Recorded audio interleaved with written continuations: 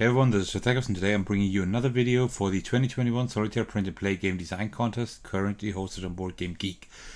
Today's video, as you can see, is not published on a Sunday, and it's the only video being published.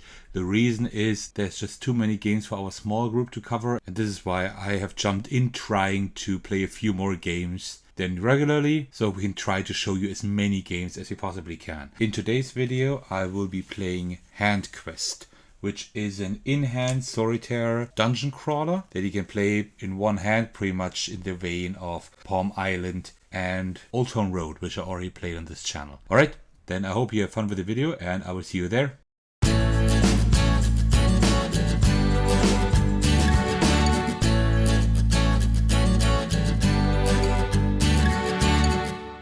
Hey everyone, this is Solitaire, and today I'm bringing you another game entered into the 2021 Solitaire Print and Play Game Design Contest, currently hosted on BoardGameGeek.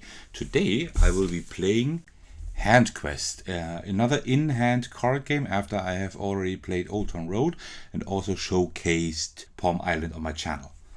And this is a dungeon crawler that you play just in one hand.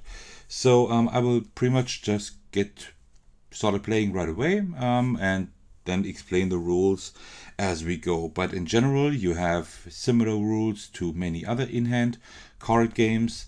So you see here that you have specific actions you can do, either turn around the card or put them horizontally like this, so you can use specific resources, and then you can open doors, fight monsters, and do all of these things until at the end you have to defeat a boss. And when you manage to defeat the boss, then you achieve a specific ranking, and then the game is already over. So I will quickly first set up the game, and then we can start playing.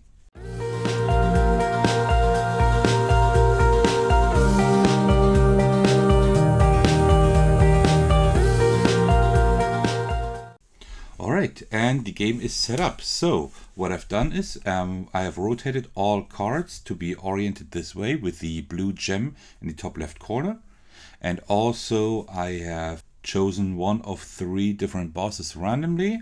And also I've put the hero card at the top. You see that the cards are a little bit small for these sleeves. I didn't have any smaller sleeves, and I'm not quite sure what size that exactly is.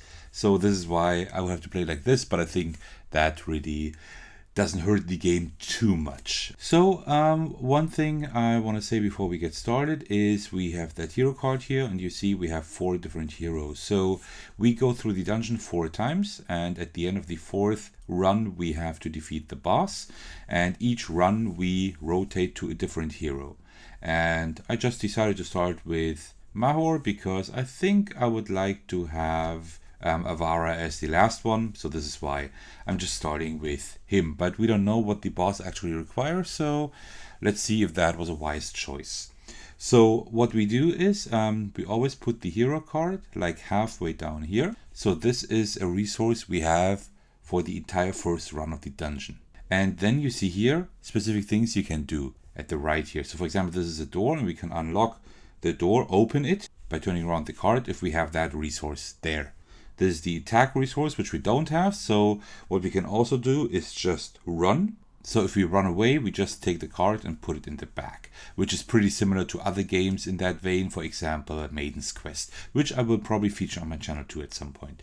So here we have 2 different options. If we have that resource, which is called Nature, then we can just turn the card around. But we can also just rotate the card, Slay, if we do nothing, pretty much. So the green resource or the green symbol means that we can do it for free. And that's what we will do. So we will take that card, put it in the back, like you know from Palm Island.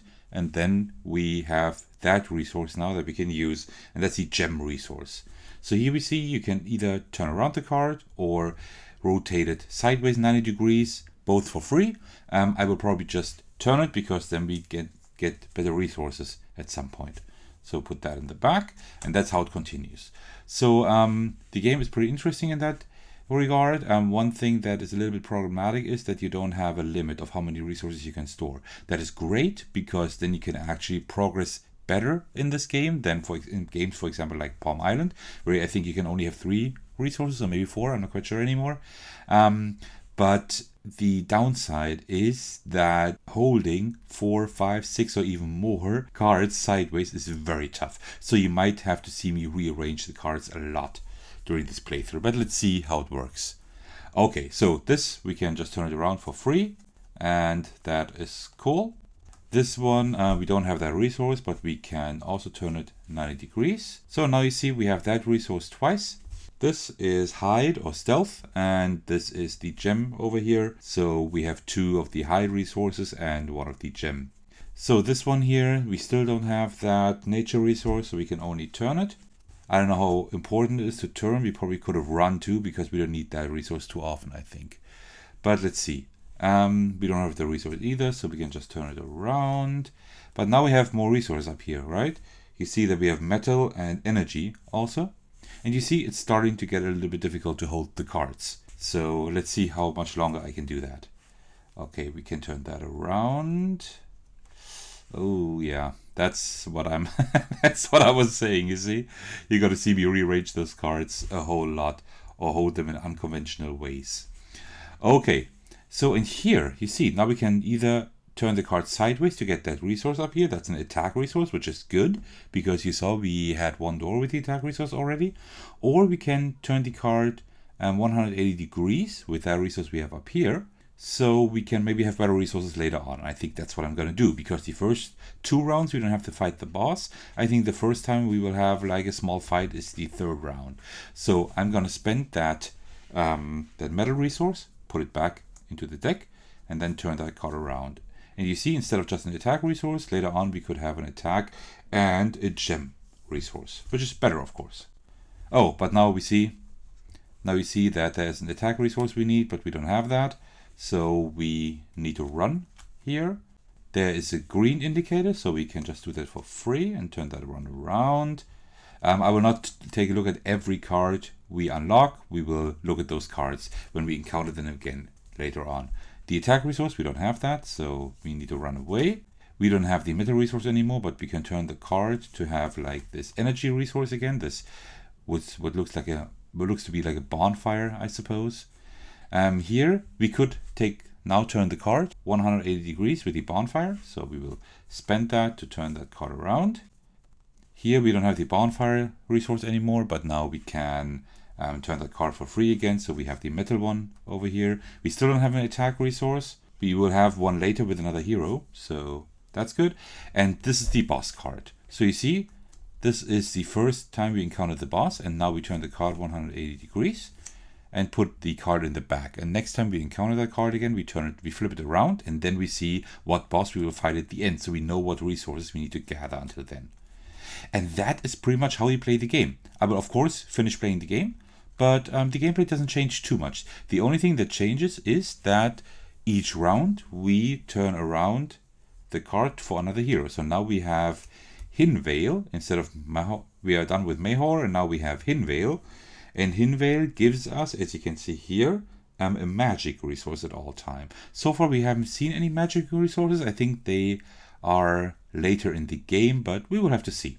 Okay, so we don't have an attack resource. So this card, and now this is interesting. So in Palm Island, for example, if you haven't spent a resource, you put it back and have to put the card in the back. In this game, the way I understood it is you just have to put it back, and then you can just reactivate it again. So you pretty much never lose your resources, which is an interesting mechanic. So you can actually save your resources much longer, which I like. But then again, as I said, you will have the issue with holding all the cards. This is still okay. I had games where I had like 7 or 8 resources yet on the right, and that is really hard to manage. Okay, so we do have that metal resource, and I think we will definitely do that. So let's put that back in, and then we can turn that around, and you see then we have even more interesting resources here. Some that we have never seen before, at least not in this game. Okay, so we don't have that resource, we don't have that either, so we were just gonna run. We're gonna turn that back and then reactivate it again.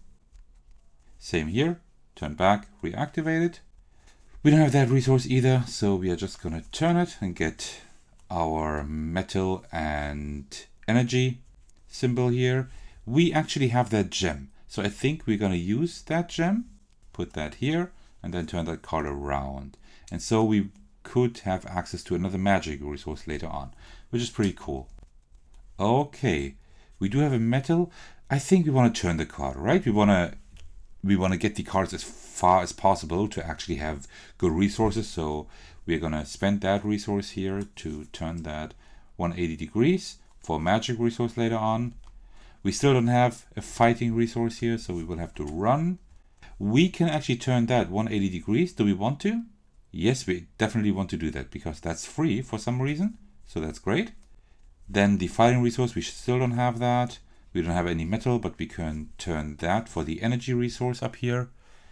And what about here? Well, we can't do anything, so we need to run. We could turn around that card with the pickaxe to get better resources with that energy one, and that's what we're going to do. So let me put that back in and rotate that, because you see, then we get even more resources. That is great. We have never needed to use these so far, so I don't know if we will at some point. So we don't have the attack resource, and here's the boss again. So now we will turn it around and see what we get. Okay, so it's some kind of horned creature, and to fight it the first time we need energy, and that is wisdom, I think. I think we unlocked a wisdom at some point. We need to see if we can find that. And later on, you see, well, wisdom and magic is going to be important. Wisdom and magic mainly, but we can also have attack resources instead, or maybe hide. Okay, so that's interesting. Okay, so energy and wisdom. We need to pay attention to that. We need that later on. Okay, and now we turn the card around again. Now we have the fighting resource here, which is cool. And now you see we have the fighting resource here with Gomer. So now we can unlock all these doors. Great. So let's unlock that. And that can give us decent resources later on. Okay, cool. So we don't have that resource. So we can just put it like this. That's free. We do have that resource now. So we need energy and wisdom, I said, right? And this is energy and wisdom. That's exactly what we need. So what I'm going to do is I'm not going to spend that gem, but I'm actually just going to turn that 90 degrees because that's free. So we have the fighting resource, so we can also turn that. And now you see we are getting a lot of resources that is very hard to hold. And these two, we need to put them back, but then we can also put them here again. Well, actually, look at this. We don't need metal at the moment, and we also don't need that stealth one this round. So what I'm going to do, I'm probably going to spend this resource up here, which is nature, so we can turn that 180 degrees and have even better resources later on. But now we don't have that resource anymore, so we can just turn it. We don't have that resource either, so turn it. We do have that fire one, so these are some pretty good resources we could use. So let's use that fire and metal one to get these resources. We have that gem, and we don't need that gem at the moment, so we could turn that around. Let's do that. Let's use that gem to turn that 180 degrees. So we have that fighting resource, so we can turn that around for later on. That's gonna give us some magic, sure. Here we would need the gem, we don't have it, so we need to run. We have the fighting resource with Gomer here, so we can turn that around. Okay, interesting. So, and we don't have that metal resource anymore, so we can just turn that for the energy one. And we do have that resource, actually. We could use that one to turn the card around to make it even stronger. So let's do that. Let's put that back in and turn that card around. Cool. We don't have the metal one, so we can just turn that to have these resources. We have the fighting one with Gomer here. So let's see. Interesting. Cool. And so now you see we need a wisdom and a fire to defeat that boss the first time, and we can do that because we have both these symbols on one card. So let me put that in, and we can defeat the boss the first time. And now you see what we need here. So either hide and attack, or attack and wisdom, or even better, 2 wisdom and 1 magic. Let's see if we can get any of those. Let me try to remember that. So magic would be great, otherwise wisdom and attack. Let's say wisdom for sure. Okay. And now we also turn around our hero, and you see we already have 1 wisdom because Avara gives us 1 wisdom anyway.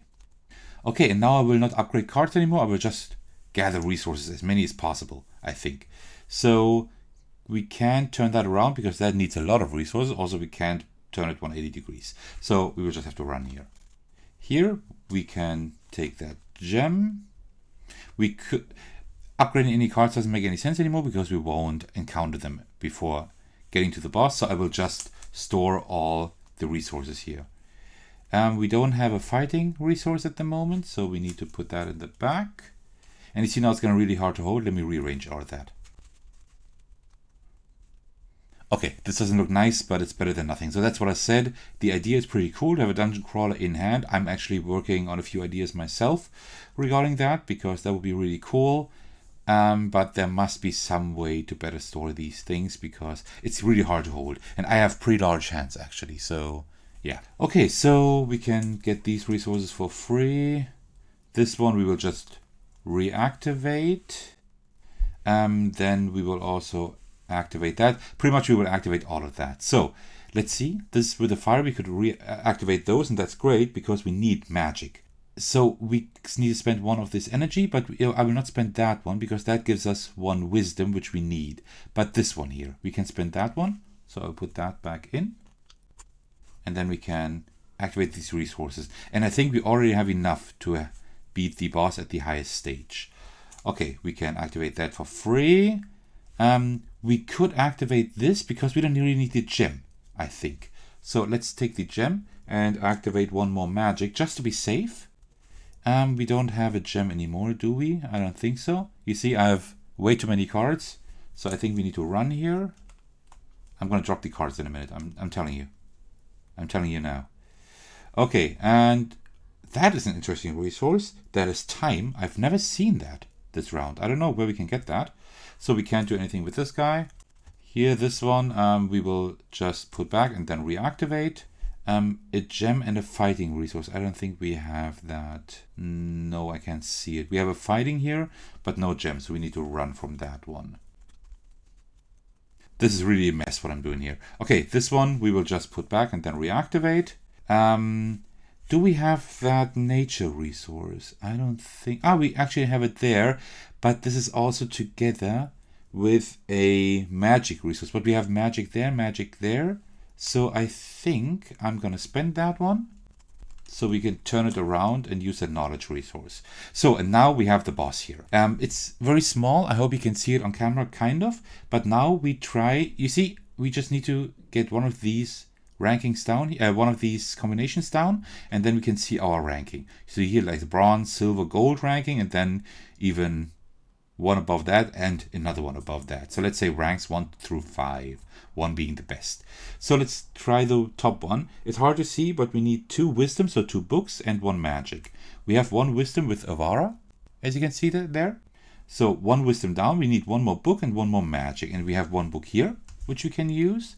And we have magic, a lot of magic. For example, this one here. So we were able to pay 2 wisdom and 1 magic, which are like end game resources, to defeat the boss at the highest level. And we have defeated the boss and beat the game. And we even got the highest ranking. I think the best I got was like rank 3. I think I've never made it past rank 3 before. And today we actually got the best ranking. So that's a pretty good game, right? All right, so let me put all of that back in. So we have a nice stack of cards again.